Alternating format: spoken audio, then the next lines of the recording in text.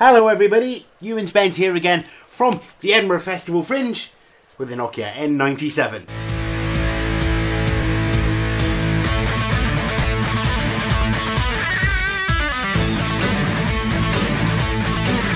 And hello, yes, welcome to another video diary all about my time with the Nokia N97 doing some real world testing up here while I work around the Edinburgh Fringe. Now then, a couple of thoughts, as always, on how I'm getting on with the device, and then we'll go on to the main part of today, which is going to be about mapping and navigation. First of all, I have to say, and I mentioned this before, the big surprise for me with the N97 is how I'm using it.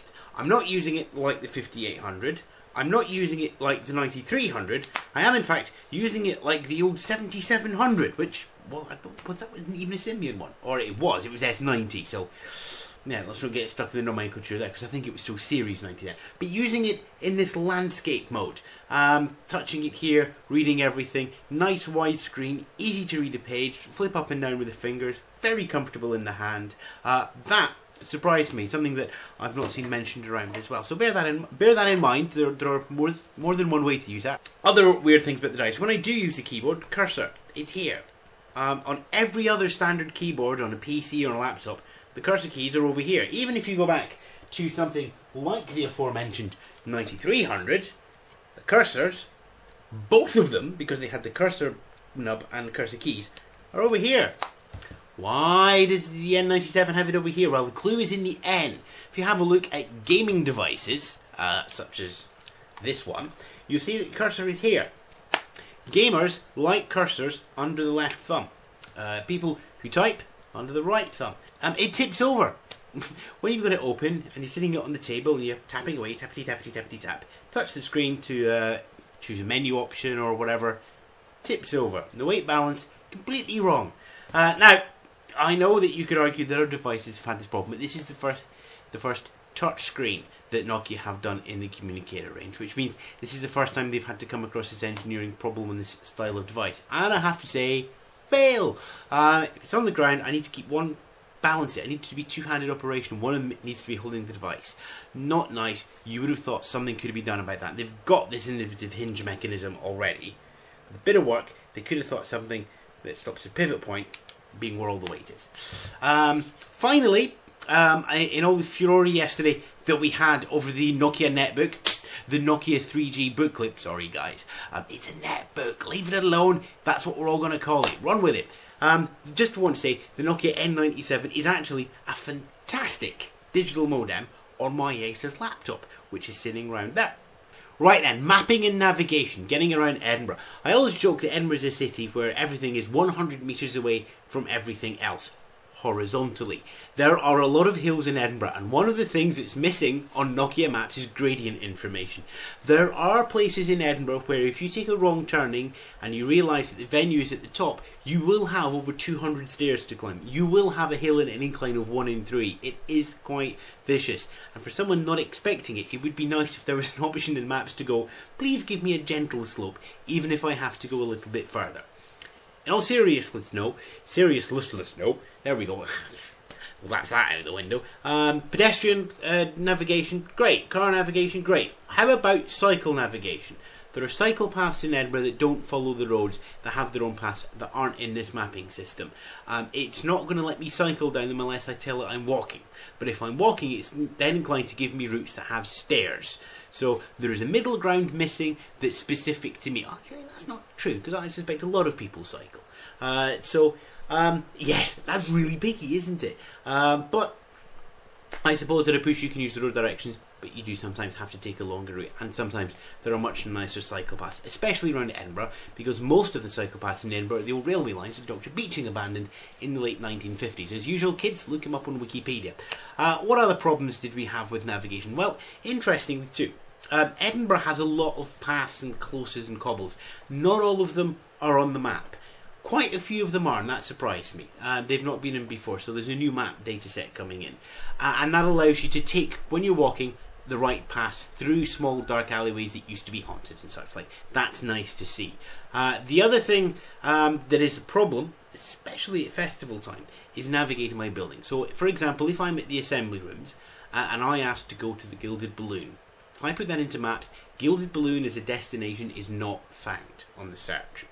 Now, Gilded Balloon is actually in a building called TVA, which is one of the student unions at Edinburgh University. If I was to know that, and not everybody at the Fringe does, I could search for TVA. The problem is that gives me Teviotdale, which is actually in Hawick, some 30 minutes travel away. So, not good. So, if you're navigating with your Fringe book, where's the Fringe book? I've got it here. And you've got something like 235 venues. Not all of these are actually listed in Nokia Maps, which is a bit of a problem. Now, there is an alternative. It's this. You actually get a map in the Fringe guide, and each one of those blue dots, by the way, is a venue, which has a silly name. None of these none of these with their Fringe names are in Nokia Maps. Some of them, for example, St Stephen's Church, great, you can find that. That's called zoo venues. You put zoo into Nokia Maps, and you get taken to the zoo at Castorfen, which is nowhere near the zoo venues. So from a practical point of view, the mapping is great, the navigation is great. The problem is you don't know where you are and you don't know where you want to finish, or at least the Ovi Maps doesn't know how to do it. Now, if Maps was bigger, if there was a way to get lots of data in and out very easily, and a communal way of doing it, then something should have been done about that. I mean, that's something that if you are running a festival or Fringe, you want to be able to add data in like that. Now, Nokia have something like that in their beta labs, but really they want to create, can you create overlays and just put them out and say, here's your overlay for OV Maps? Not a problem. That would be a great solution, because what also seems to be missing on the N97 up here, and S60 as a whole, is dedicated applications. You look at the iPhone, there are 2 applications out for finding stuff out for the Fringe using GPS. I'm working with one of the companies because they're doing some recommendation engines for me, and it takes your GPS location, your time, and it then looks up 8 online review sites and says, right, it's this time, this stuff is close by, that's really well rated. Now, there are a lot more S60 devices out here than iPhones, but the iPhones are being the ones that are being used for data. And yes, I mean, these applications are not selling in huge numbers. It's 4 figures. Low 4 figures, to be honest. And that's for the official one as well. The unofficial one, they've not actually told me, so there we go. But the point is, even with those low volume numbers, they're still happy to expend that effort.